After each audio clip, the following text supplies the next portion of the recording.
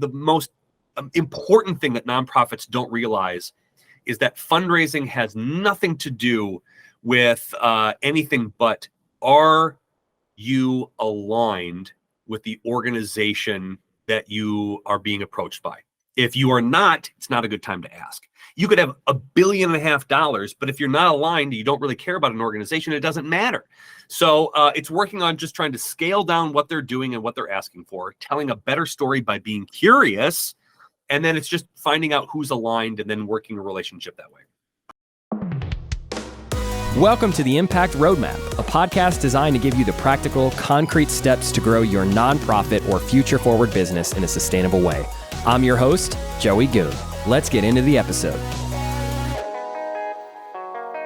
Hey friends, welcome to the Impact Roadmap podcast. I am your host, Joey Goon. In season 1, we got curious. We had honest, meaningful conversations with anyone making an impact on the world. That meant community organizers, professional fundraisers, small business owners, and so many others. And so we got to hear a lot of stories from a really diverse array of perspectives. And it was incredible and profoundly eye-opening, quite frankly. And so this season, we are digging deeper and focusing on stories that really have to do with something that's more true to the essence of our brand and what we offer the world, which is storytelling and impactful live events and building relationships through your stories and through your events.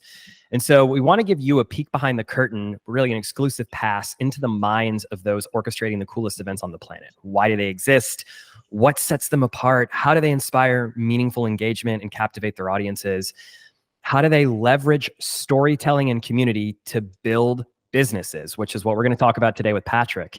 And so this season on the Impact Roadmap, it's storytellers and event professionals that are making an impact. Buckle up, baby. Here we go.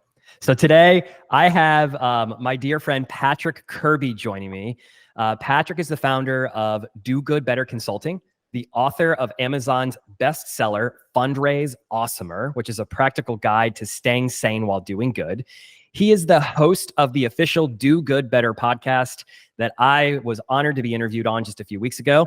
A believer that we've always done it this way is the most dangerous phrase in the English language. Touche.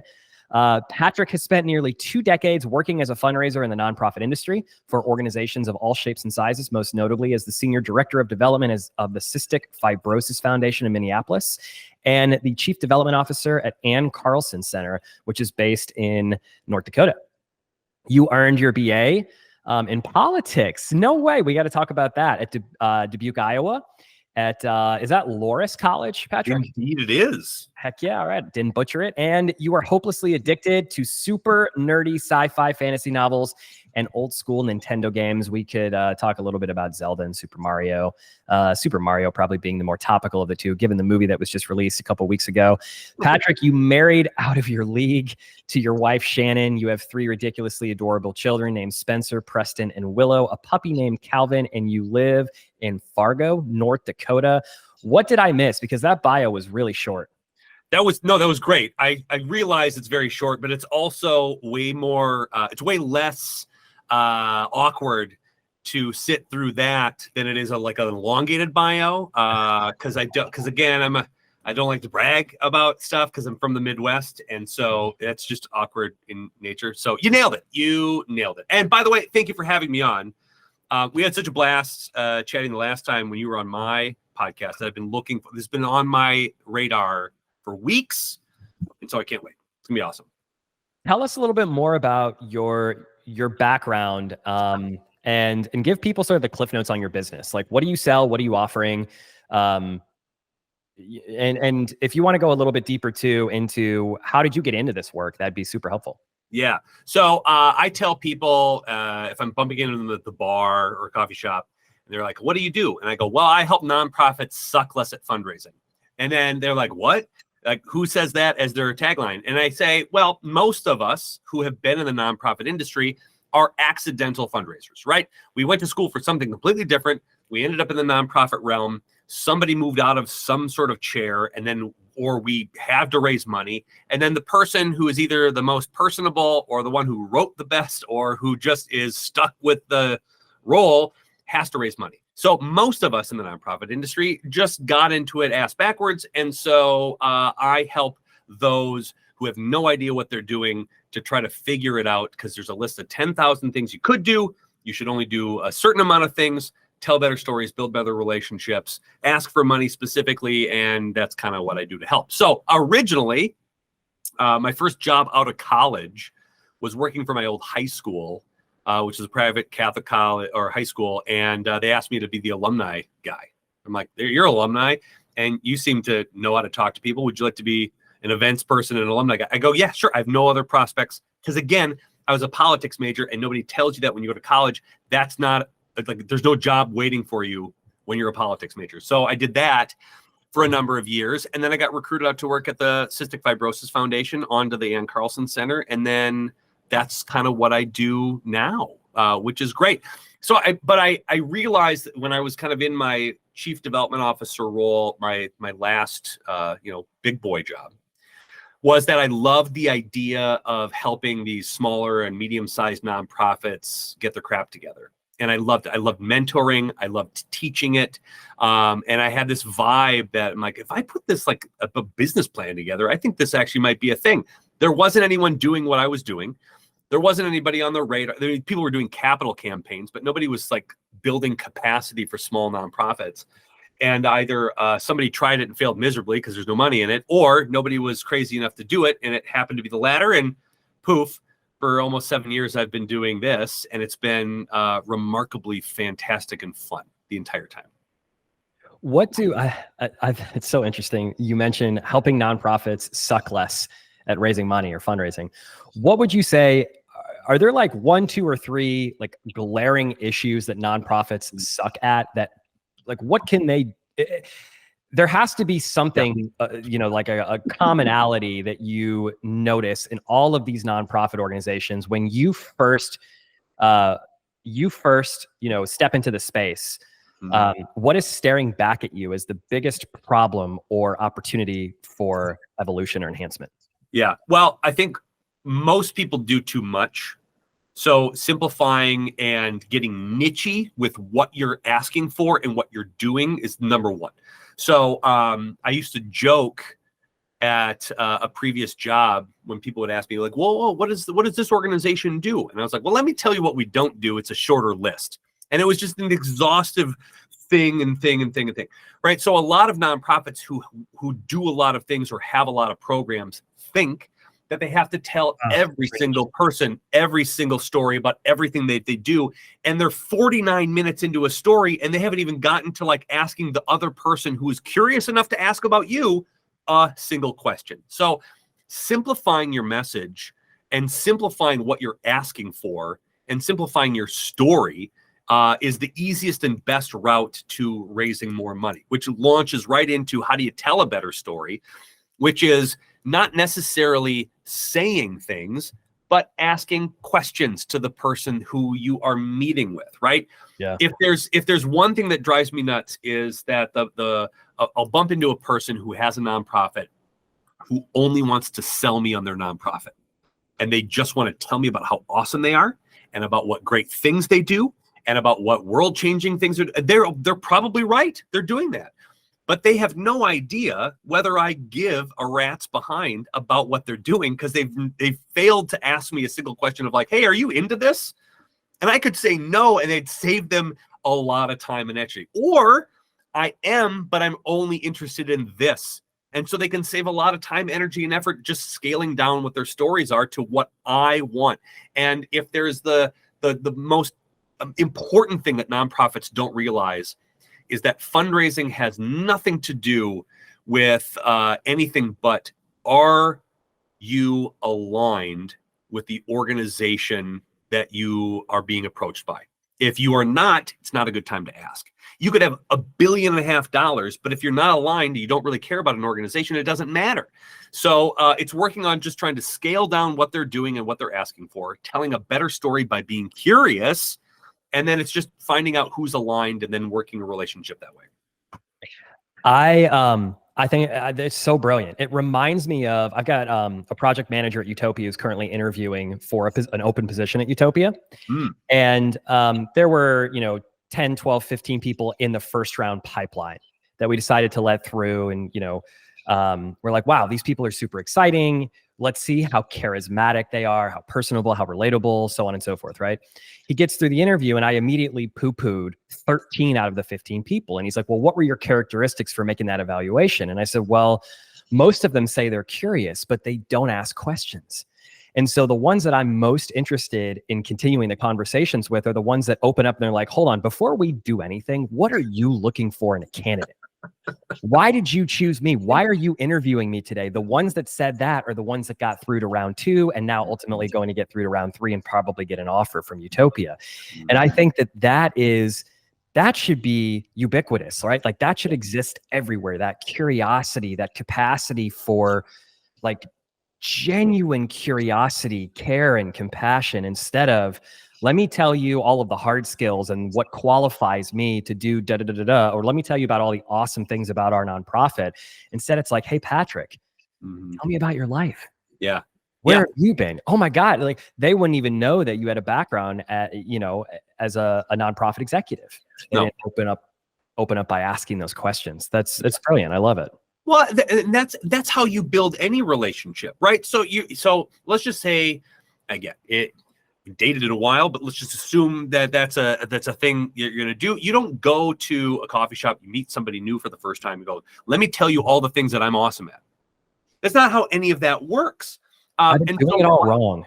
Yeah. Yeah. So why are we treating donors or treating prospective donors or partners or anything else other than just another human being trying to get to know another human being to see even if you would matter together or work together well? And I think that's part of it too, where one of the most intriguing questions you can ask a donor is, why do you even give in the first place? Not to us, not to this, but why do you even give? What's the meaning behind you? Do you feel an obligation to do it?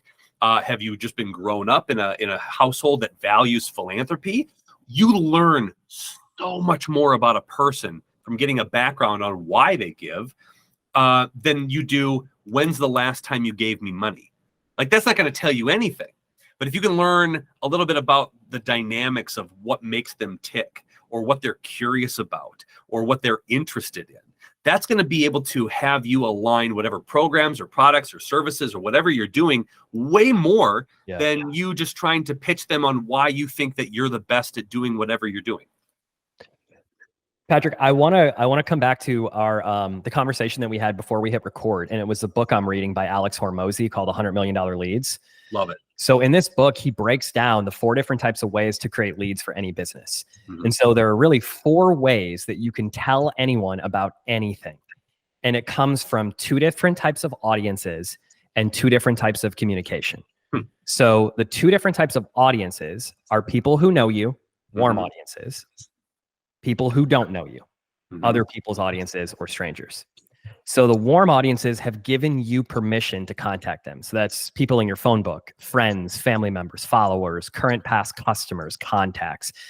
They need to know you to be warm, but you don't necessarily need to know them yet. Right. Anyway, it's not bilateral, it's unilateral. Yep. And then there's cold, people who don't know you, people who have not yet given you permission to contact them. This is other people's audiences or lists or eyeballs or ears that belong to platforms like people on Facebook, where you may be using Facebook or LinkedIn as a proxy to gain their attention. So those are the 2 different types of audiences. And then you have 2 different types of communication.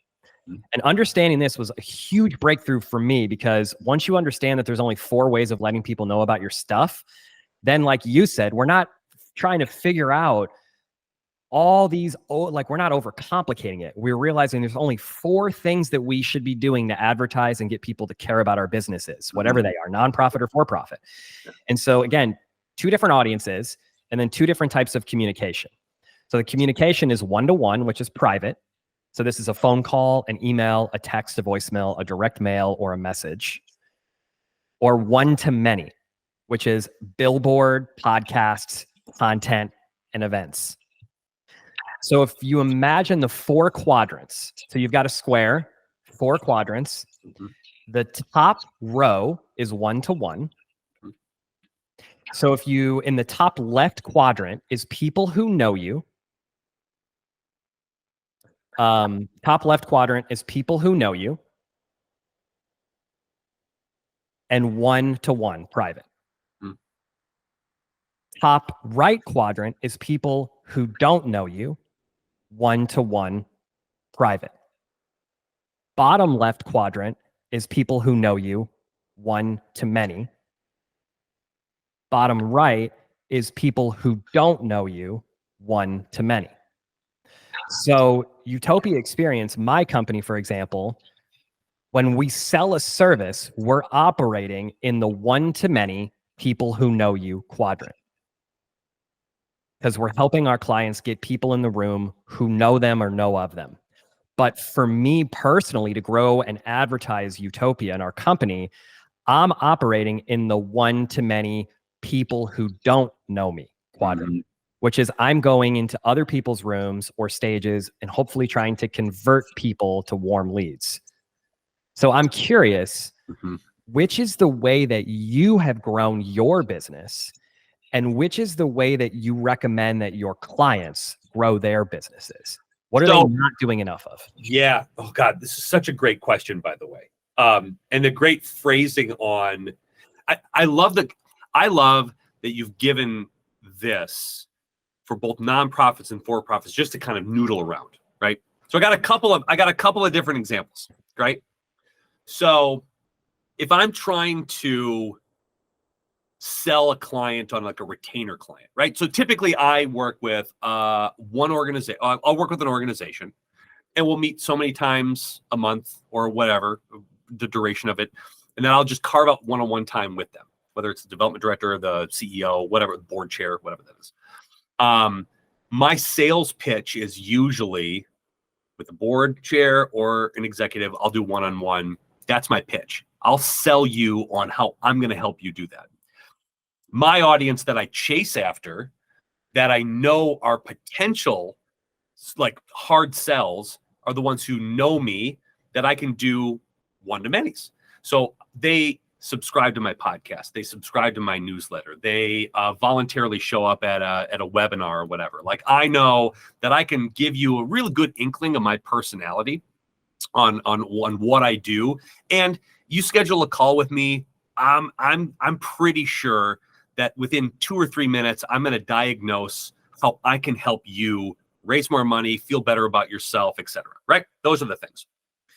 Ironically, I get leads from my warm one-to-manys who have one-to-one conversations with people I have no idea who they are.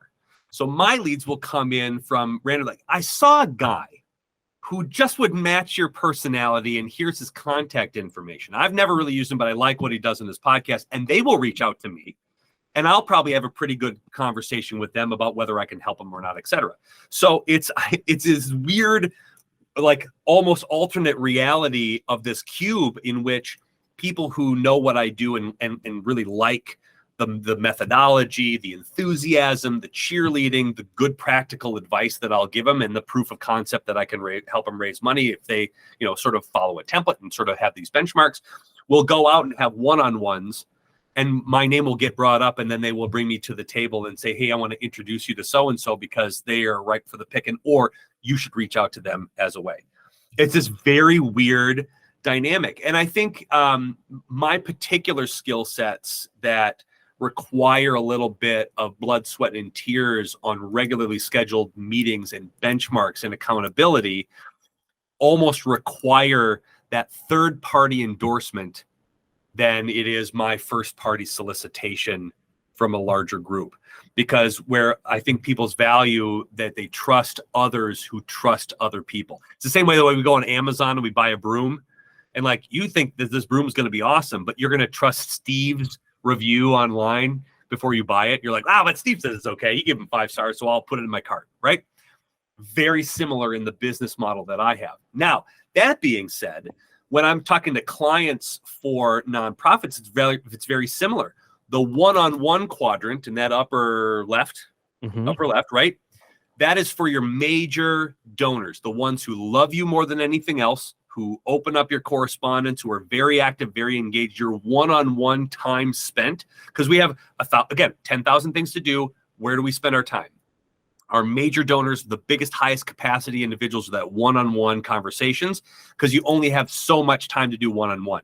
Yep. The rest of the time, spend with those who are inkling with you, who may not be your biggest, bestest fans, but are interested in what you're doing. That's your one-to-many things. And I almost suggest that nonprofits spend the least amount of time with the cold, I don't know who you are, one-to-many, right? Because you don't have the time to deal with it, other than you going on to something like a podcast or a radio interview, et cetera, to sell the idea of what you're trying to do and accomplish. Because nonprofits are so pressed for time and there's so few bodies doing the work, where can you do the best good is those that know you or the ones who love you, and then cultivating that. And then I guarantee you, I guarantee it. Not a monetary amount, but I guarantee you that those people that love you the most, who have one-on-one time, are going to talk about you nicely to people you have no idea who they are, and they're going to introduce you, and then they can become your super fans as well.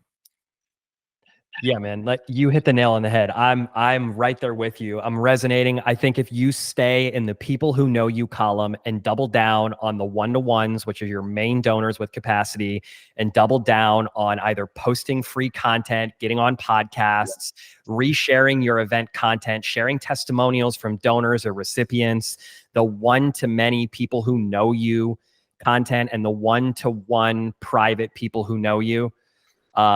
I'm sorry, the one-to-one people who know you, and the one-to-many people who know you. The biggest issue that nonprofits have right now is donor retention.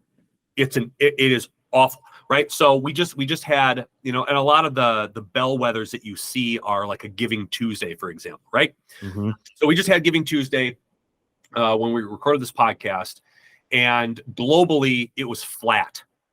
Didn't raise more money than it raised the year prior to, right? First time that's happened in a very long time. The more troubling figure is that there were 10 to 12% less donors getting us to that number. Every nonprofit organization that I know is bleeding donors. Organizations are bleeding donors. And what nonprofits are really concerned about, and they're putting a lot of effort into, is I need to go tell my story to people who have no idea who the hell they are. And they're wasting a lot of time and energy and effort in people who are just not interested in anything they're doing, while ignoring getting the ones that know you and like you and engage with you back. Because if you're sitting on a 50% donor attrition rate, now you're spending 50% of your time trying to get new people, when you could have spent a lot more time getting the people to come back and celebrating them and appreciating them and customizing content for them so that they stick with you, so you don't have to worry about getting so many more. And I think that's where the big mistake comes in with a lot of people who, and this goes down to board of directors who are so chaotically trying to figure out how they make budget, that they're so desperate for money coming in. They're like, go get new people, rather than paying attention. And like you said, doubling down on those that love you the most and paying attention to those on how you grow that relationship and have them be your cheerleaders to go get new people. So what the donor attrition next after, are you familiar with their group? Oh yeah. Yep. Love them. Great. Nathan was just recently, he was, I think we saw him, I saw him at Cause Camp. But I think this was more recent, where he cited a statistic, like it was 60+% of donors give once and never give again. Is that because people are sort of just becoming numb to the asks, and they're caring less because they're like, oh my God, I open my emails and I see 4,000 nonprofits asking me for the same thing, and they're just like done with it? Yeah. Like, what is the problem, and how do we? Okay, this is perhaps I don't know if nebulous is the right word. It's a great word. It's a great word, because there's a million different universes you can go into this thing. I'll give you a couple of examples on why this is a problem and what the problem is, right? So number one, people want to give. That's a problem, because everybody wants to make the world a better place, or figure out how to make themselves feel good. It feels good to give. Everyone also has the attention span of gnats, and that might be offensive to gnats, right? Because it's just, there's so much thing. There are thousands of people who are competing for our dollars and our attention every single day. You're vying against pop companies, soda pop companies, or fast food chains, or your school, or a church or other organizations. You're competing against everything. So we want to give. We're inundated with advertisements from everybody, and we don't pay attention very much. So when there's a cause, when there's an issue that we feel really in the moment good about, that I want to help, I'm going to give you $25. Those organizations are so inundated with money, or they don't have the manpower or woman power, person power to respond back and engage them, that's the last time you ever hear from an organization. And what you're going to go give to an organization that doesn't care about your gift? No. So you're going to fall off. That happens to most donors. So that's a problem, number one. Number two, our attentions go to somewhere else. There's another urgent need more than what I gave to last time. Or I've already given, right? Mentally, I've already given. I've already tried to solve that problem. The problem is still there. I'm going to move on to something else that's a problem, right? And so it's this whole bunch of things that happen. So if you're an organization and you get new donors in, it is so important to have some sort of game plan on how to onboard them, how to make them feel as if their gift did something well. And again, that is a lot of work, and a lot of nonprofits don't have the people power to do the follow-up and do the secondary pieces over and over again. It's a litany of it. So when I talk about a donor attrition for your nonprofits is concentrating on keeping the donors that you have is the biggest, best return of investment that you can make, because it's a heck of a lot more expensive to go get those donors back, and it's way more convenient to keep them if you can have his communication plan, if you can have an impact plan, if you can just talk to them without asking them for money every single time you connect with them. That's a good part of your plan. And then just being thoughtful and purposeful and meaningful with the conversations that you engage in with. As it relates to events, Patrick, how do you feel like maybe we're tracking the wrong metrics? Because a moment ago you brought up, the board being pressured by budget and tracking KPIs and overall financial objectives. Like we feel like maybe we're looking at the wrong things, because you had mentioned earlier, the goal is to love on donors, and by loving on them and caring about them and building empathy, you have many, many more people that you can have those to build into that top left quadrant, right? Yeah. That we talked about earlier. So as it relates to events, and I find this interesting because it's directly, ties back to our company, are we tracking the wrong metrics? Should we, instead of looking at how our event either failed or succeeded based on whether or not we hit our fundraising goal, should we instead maybe shift our focus or evolve our metrics to say, how many people did we potentially build long-term capacity with? How many new eyes now know about us? And we could have the possibility of getting across the table from them and building a relationship. Yeah. Can we unpack that a little bit? Yeah, I'd love to. So I like to classify these as two things. One, figuring out why on earth you're having an event, which I think, and I know you know this, when you walk into a new client who's never even considered the question before, and I know you're curious enough, why are you having this event in the first place? And they've never been asked that $1 million. Oh, okay, great. So there's no purpose to it. So they're just throwing parties to throw parties. So I think the question is why are you having an event in the first place? Then, is it to fundraise or is it to friendraise? So to answer your question, I think reimagining the metrics is: are you trying to get new eyeballs to sell what an amazing organization that you have, rather than just getting people in a room and then trying to get money out of them when they don't know who you are?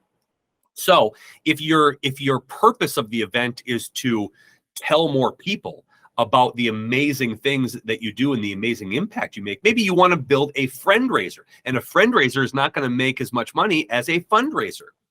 Or I've already got enough friends, I want to take care of my high capacity donors, and I'm going to build an event, and I'm going to curate an event specifically for my high quadrant, right? One-on-one awesome donors who love me.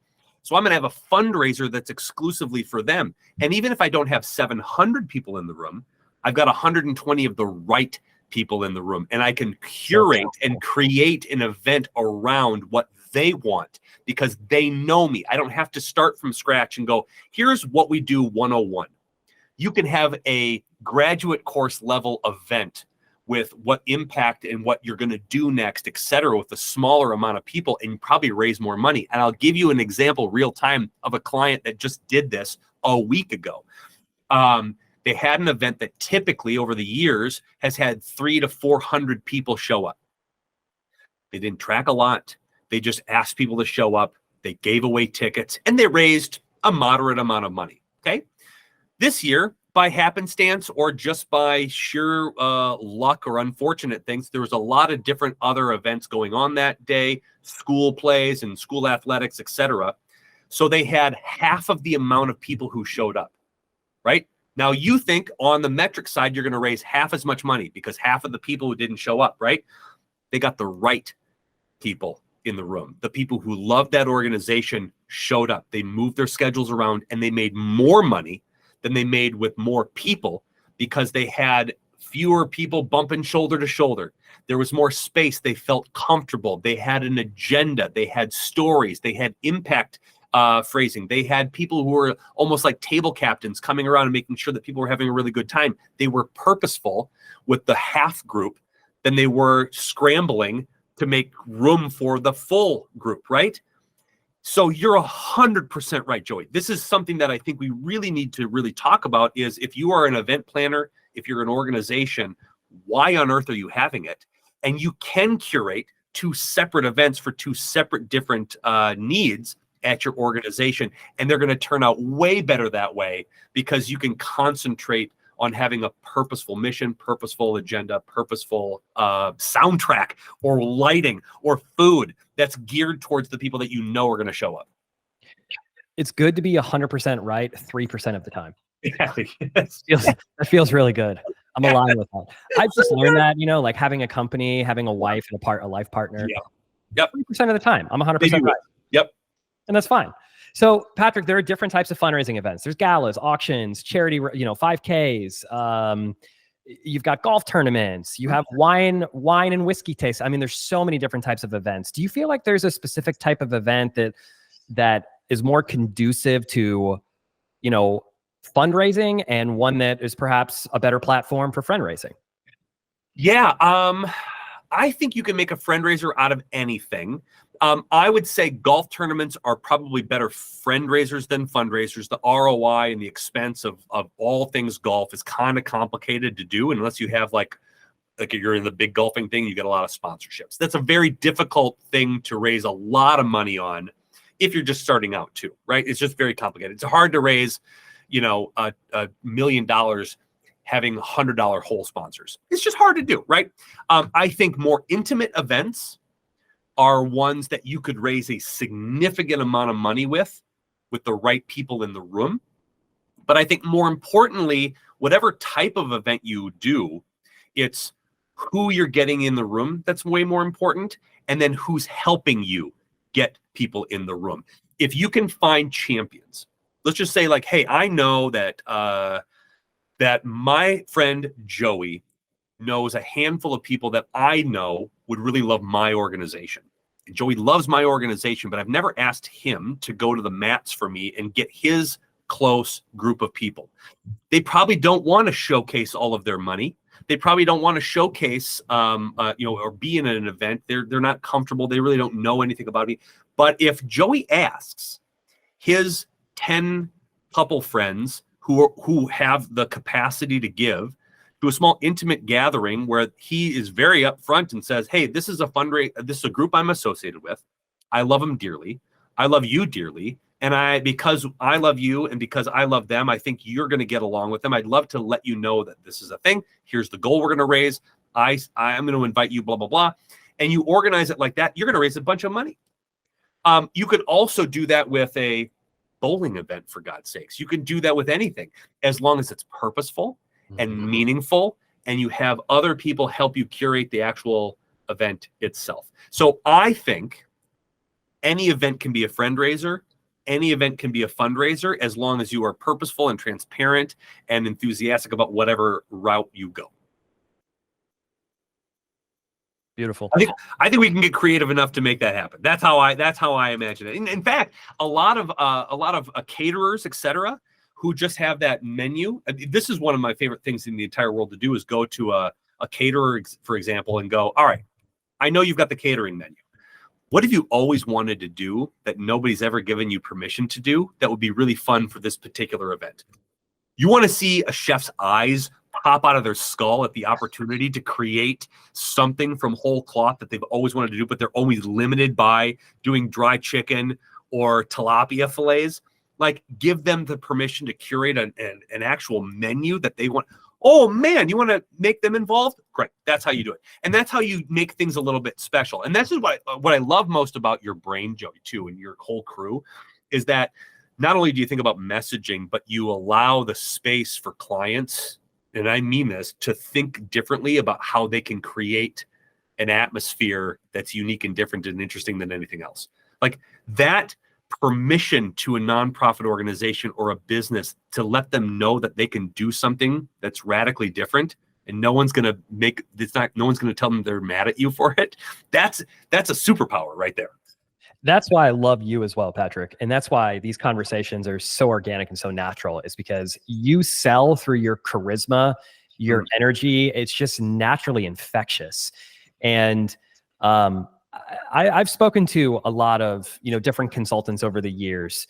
I would say, and some other consultants out there might get mad at me for this, but you are the most innovative, creative, heart-centered consultant that I have ever had the pleasure and the privilege of building a relationship with. And for that, I'm super grateful. I'm going to take that, and that's what I'm going to tell myself. I'm going to replay this part back before I go to bed. When I'm having a bad day, I'm going to do that. I thank you very much. I think there's a lot of the background where I think if you have a background in theater, and this is where you asked that, like, how on earth do you get into this role? How on earth do you get into fundraising? A background in art or theater or creative writing or etc. makes a wonderful fundraiser or event planner. And you've got like these paths that you think you have to carve out in college or in grad school or whatever. No, I think a creative theatrical person knows how a story goes, right? As an event, right? What are you experiencing when you walk in the door? This is what I loved about our podcast, by the way. I hope we link to that, because getting people to listen to how you explain how you walk into a room and what that looks like is brilliant. But like, what experience do you get from the minute you arrive to the minute you leave? And what's the story arc there, right? You've got these wonderful moments where you get to make a difference in somebody's life to make them say, I've never experienced an event like that. Well, that's the same thing that you do in theater, right? This big theatrical number at the top of the show right before the intermission. It makes you want to come back after intermission and see more. Or it's the last song that's a callback from the first song that gets you humming it in the car. You can think about that from an event standpoint. And what better way to leave a mark on somebody who's never experienced an event of yours, or who had any idea what you do as a fundraiser or an organization, to have that sort of magical, artistic, theatrical experience. That's what makes this so fun. And I think people think fundraising is boring and mundane and like hard and analytical, and it is. But there are moments of just absolute joy, and events is one of them, and writing is one of them, and just coffee meetings, talking about being curious about those things, getting to know people. I could talk about this for 500 days, because I'm obsessed with having people understand that it is not just hitting your budget. It is setting goals for a long period of time and building relationships. And you do that by thinking outside of the box and being creative. Events is a major way to do it. But just having that inclination and that general curiosity and that, that sense of wonder. Oh man, don't ever lose that if you're a fundraiser. Please don't. You're great. That's a long-winded of saying thank you. I appreciate you. So many different ways and directions we can go with that, man. Do you know Tucker Wanamaker? No. Have you heard of him? Oh, I want to know. Okay, I'll have to connect you. Okay. I was listening to one of his podcasts the other day, and he was sharing that nonprofits make profit. The profit just goes into you and your staff, and it goes into your business. And so he kind of just flipped this, he changed the conversation in a way that gave people permission to not feel bad about paying themselves, paying their staff, paying the people around them, and then supporting the recipients and the programs? I think there is a shift, Joey, in how donors perceive giving to organizations for overhead. Overhead used to be the dirtiest word in the English language, right? When you come to donations, it's like, oh, I don't want to give to salaries or benefits or whatever. Like, well, if you don't have people, you don't have programs. Work. How are you supposed to do work if you can't pay for a computer or turn the lights on? Yeah. How are you supposed to run a program for kids with developmental disabilities in speech without somebody who's highly educated, who spent their entire life trying to figure out how to teach kids with developmental disabilities to speak? How are you supposed to do the work unless you pay the person who spent a lifetime trying to achieve that? A nonprofit is a tax status. It's not a business plan, and you can't be a nonprofit without paying people to do the awesome work that you're doing. That drives me insane. And every time I see or hear a donor talk about, well, what's the overhead cost? I will push back a million times over, because you're investing in the people to get a job done that the government won't or can't do. That's what nonprofit work is all about. They're filling the holes. They're saying that, well, this isn't as important. I'll give you an example of this too. So when I worked at the Cystic Fibrosis Foundation back in the day, right? It's considered an orphan disease. And for your audience that doesn't know what this is, an orphan disease is a label by the federal government to say that there are so few people affected by this particular disease that the government doesn't deem it necessary or worth it to fund. They have arbitrarily decided that there are so few people who are going to die of this disease that we can't really do anything about it, right? So it's an orphan disease. So the government's not going to fund it. So a group of parents who got sick and tired of watching their kids die got together and said, screw this, we'll raise our money ourselves.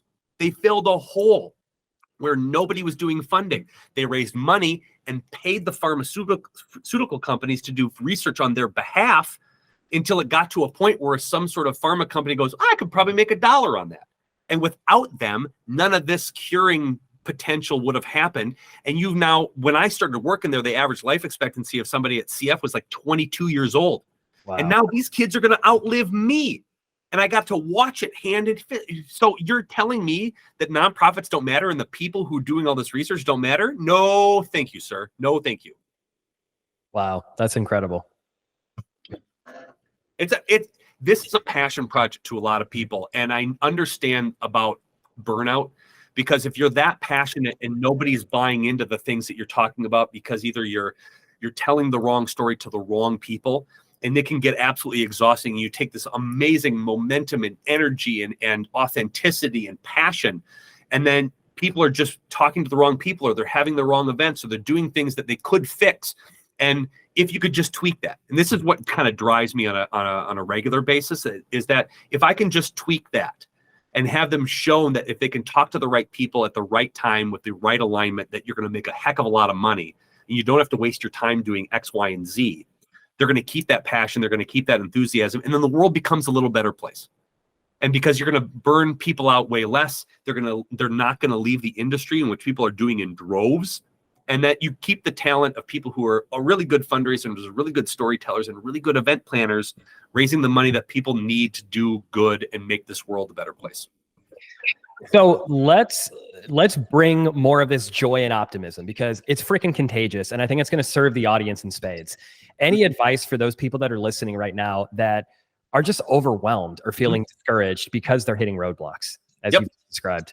Yep. So number one, you're not alone. In fact, you're going to feel very alone, but everyone in your role right now is feeling the same exact way, and nobody's talking about it. So find yourself somebody who's in a similar role, have a beer or a coffee or something, a juice, and sit down and go, listen, everything kind of sucks and is tough. And I just need to vent to somebody right now because I need to be relatable. Okay. So just find somebody who is in the trenches with you. because you're going to feel like you're not alone anymore. Or find a group of people and just actively and proactively go out and participate in some sort of setting that, again, is going to make you realize you're not alone. Number two, it's fixable. But it's fixable finding the right people who love you more than anything else. So go to your champions and be very transparent of like, you know what? I need to find more people like you. I don't even want to ask them for money, but I need people in my life who believe in what we're doing as much as I do. And go to your board and tell them that you need to spend some time at board meetings celebrating your wins. And I know, again, here in flyover country in North Dakota, right, we are just stoic Germans who don't want to acknowledge that we do good stuff. And it drives people insane because they can't share wins. And so then the donors don't know that you're doing great things because you refuse to share what good things you're doing because you think it's bragging. It's not. It makes you feel good about it. Makes you feel good about doing the things that you're doing. It makes you feel, other people feel great about it too. So be a champion for your own success. That's another big tip that you need to do. Celebrate wins with your community. And then know that you're doing great work that nobody else is touching. You are the last best hope for a lot of kids, animals, communities, environment, whatever you've chosen as your sector. You're the last best hope for a lot of these groups. And your sanity and your joy and your enthusiasm is needed. And if you have to repeat that part of the whole podcast over and over again, is you are needed and you are wanted and you are desired to make the world a better place over and over again. Put that mantra in the back of your head and find other people to feed you those lines as well, because we all need a boost every once in a while. It's depressing sometimes. You don't get a call back from a donor for like weeks. And it's like, oh, it must be me. They must hate me. No, they don't. They're busy. They're busy. You're busy. Everybody's busy. But your insistence that you're doing great stuff, and you're remembering that you're doing great stuff and reminding yourself of the impact you're making, that's what's going to keep you going. So don't stop doing it. I love you, Patrick. Joe, you're the best. You're best for giving a platform for this kind of stuff too. I mean, I mean this. You know, a lot of us, you know, you could have a podcast right now, dude, seriously, that is just purely like, buy my stuff, buy my stuff, buy my stuff. You're one of the few individuals who authentically want to be curious about other people so that it can pass along the good to everybody else. And that's a rarity, and that's awesome, and I love it. So I appreciate you letting me be on your show so I can be a part of your awesomeness, and we can double down our awesomeness together. And this is great. I'm grateful to have you here. Man, awesome. This conversation and just sort of unpacking trauma or inner conflict, it just really resonates with me. Yesterday, I had the most amazing time. I'm a part of a group called EO, Entrepreneurs Organization. Mm-hmm. And we hosted an event here in St. Louis with a lady named Kirsty Spraggan. And it was all about shadow work. And she leads medicine retreats in Mexico's cenotes, which are underground caves. She does like ayahuasca and psilocybin retreats. But this time, it was all about tapping into consciousness with no external aids. So we didn't do ayahuasca in St. Louis, unfortunately. That would be an interesting bit. But she dropped this gem of a quote, is that first the universe whispers, then it tells, then it yells, then it gives you a good old bitch slap. And it really hit home about how these interactions that we have, like we are so critical of ourselves. Mm-hmm. And those small critical moments that seem insignificant, compounded over time, result in layers of somatic trauma that live in our body. Mm-hmm. And it just reminds me that, and this can manifest in various aspects of our life, physical ailments, heart attacks, stress, pressure, cancer. There's so many different things. And so it just reminds us that we've got to give ourselves some effing grace. Mm-hmm. You got to love yourself. You got to wake up in the morning and be happy, and you should be, because the work that you're doing is incredible. And Patrick, I think it really does come back to celebrating the little victories, because when there's joy, fear cannot exist. Yeah. When there's joy, it doesn't mean that you can't experience joy in one moment and then be depressed in the next. Like it's just life, right? It's just it's just how human emotions are. Like it's okay to experience joy, then experience sadness, right? But we have to do a better job of experiencing more joy and experiencing more optimism and recognizing those little wins and those victories along the way. It's so cathartic.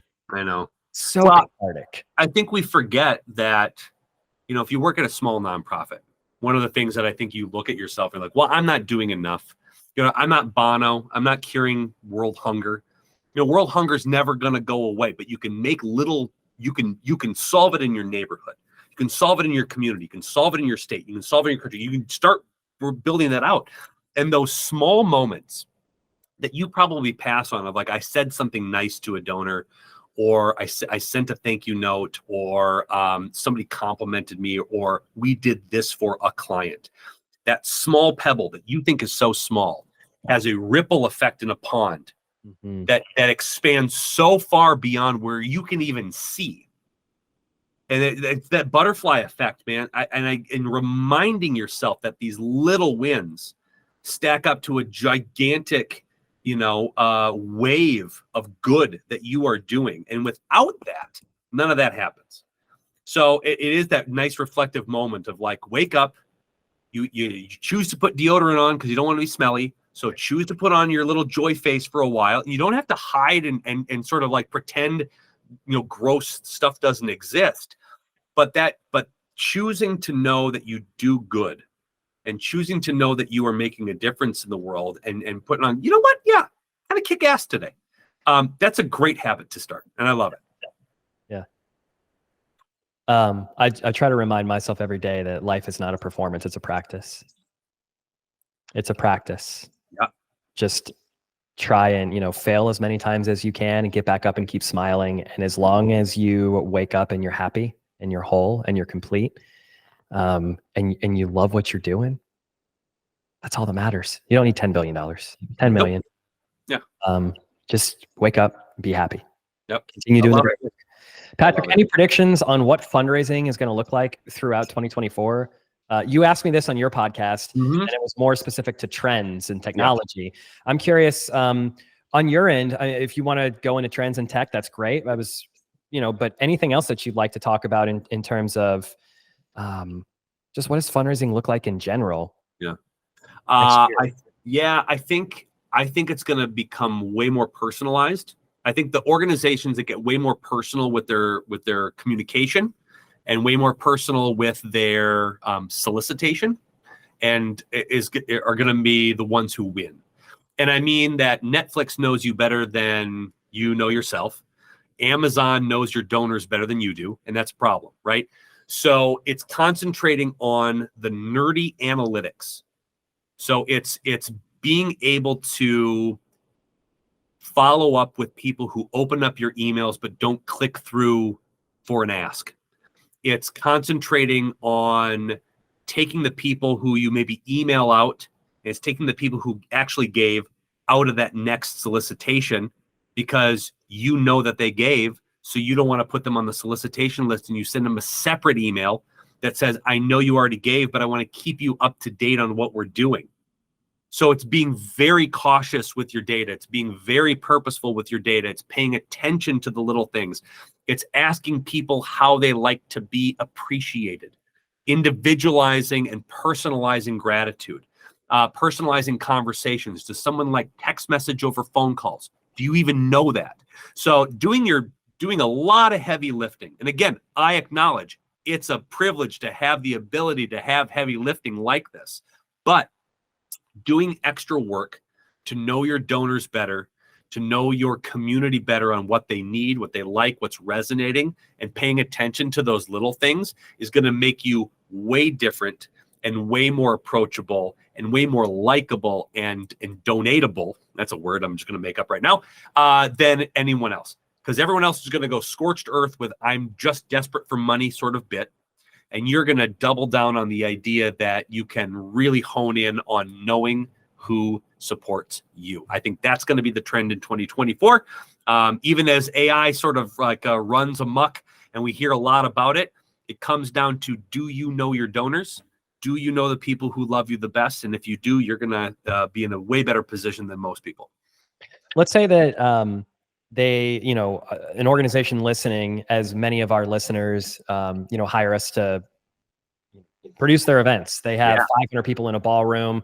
Perhaps 60% of those people are new to their organization. What would you say to the executive director or the director of development that are like, well, that's great. We have 500 new individuals. Now, what am I supposed to do with all that additional data, Patrick? Well, it depends what you want out of that particular data. So that's another question to ask yourself, like what do we want to do with these individuals, and how well do we want to keep them, right? So are you using what they gave that night as your benchmark, or are you doing research on where they're from? What companies do they work for? Do they have a family? Do they have a connection to your organization? How are you following up with that? Is it a survey? You know, Joey's got some amazing, and again, you pick his brain, great ideas on how to do in-event survey results or questions that get asked. I mean, there's creative ways to engage those new people. It's having a guest dossier with your board members to introduce themselves to people who've never been to your event at the onset of them coming to your event. That's a creative, interesting new way of introducing the organization to personalizing an experience for them. So it's the data you're looking for is, do they make a good match for your mission, vision, and values? And trying to figure out if that is, that's where I think you have a really good advantage of by being creative on how you get that information. But of the 500 people, maybe 200 are good matches. Well, what are you going to do with those 200? Well, you want to make them your best friends. What do they love about your organization? What could they love about your organization? And then what are you going to do about it? What messaging or content or video note are you going to send them after the event of like, hey, Joey, we're wrapping up here, and I just wanted to say thank you. This is an amazing thing. We couldn't have done it without you. And this is the first time you've ever been to our event. I hope you had a blast. Here's my cell phone number. I'm sending it to you now. Call me if you've got any questions. I look forward to seeing you next year. I'm going to send you a thank you note. Have a great night. That sort of personal message, that personal touch that you can do that doesn't take a lot of time, energy, effort, or money, but takes a little bit of creativity and a little wherewithal. That's going to be, that's what you should do with brand new people. Find the ones who are aligned with you the most, double down on those. Such a great note to end on. Patrick, anything else on your head or your heart that you want to share? No, but I feel like, well, except for the fact that I just want to thank you again, my friend, for the invitation. This has been, every time we talk, we have this like amazing, like excessive amount of joy and enthusiasm about what we talk about. And it just pumps me up for the next thing I got to do. And I appreciate you. I appreciate you being in the space and knowing that you exist doing this kind of amazing and creative work. I love it. Love you, man. I hope this pumped you up and got you ready for the next thing that you're about to jump on, which is a call. And you're going to be, like me, enjoying the 65-degree weather, pacing around the cul-de-sac, right? I cannot wait, my friend. Please tell our listeners how they can find you online. They can go to dogoodbetterconsulting.com. And all my info is right there. You can find books and podcasts and downloads and videos and resources and all good kind of stuff. And I'm on social media everywhere too. So dogoodbetterconsulting.com. I'll see you there. That's awesome. Patrick, thank you so very much for doing what you do in the world, doing good better. And thank you for making an impact. You're the best, my friend.